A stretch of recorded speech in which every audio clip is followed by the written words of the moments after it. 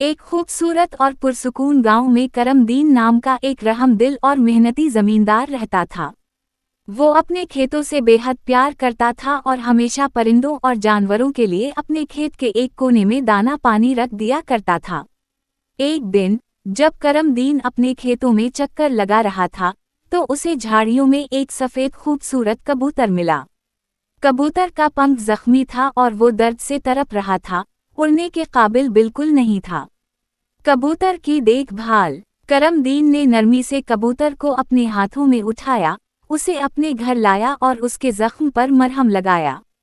इसने कबूतर के लिए एक छोटा और आरामदेह घोंसला बनाया और उसे रोज बाजरा और साफ पानी देने लगा।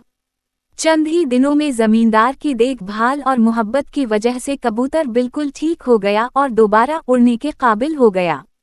एक सुबह करमदीन ने कबूतर को आसमान की तरफ उड़ा दिया और कहा, जा मेरे दोस्त, अब तुम आज़ाद हो, अपने साथियों के पास जाओ।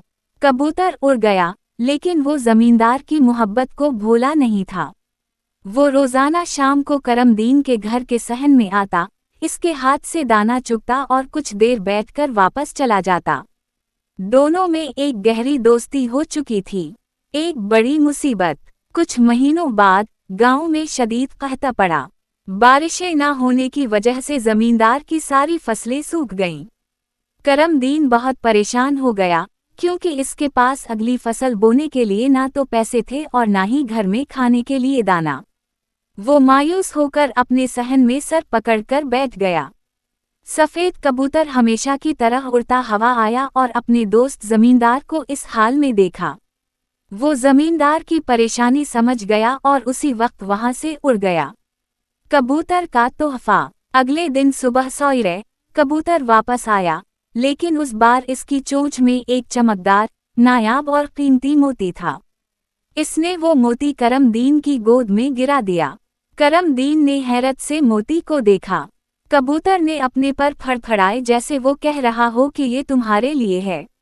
जमींदार ने शहर जाकर वो मोती बेचा, जिससे उसे इतने पैसे मिल गए कि उसने न सिर्फ अपने घर का राशन खरीदा, बल्कि खेतों के लिए बेहतरीन बीज और खाद का इंतजाम भी कर लिया।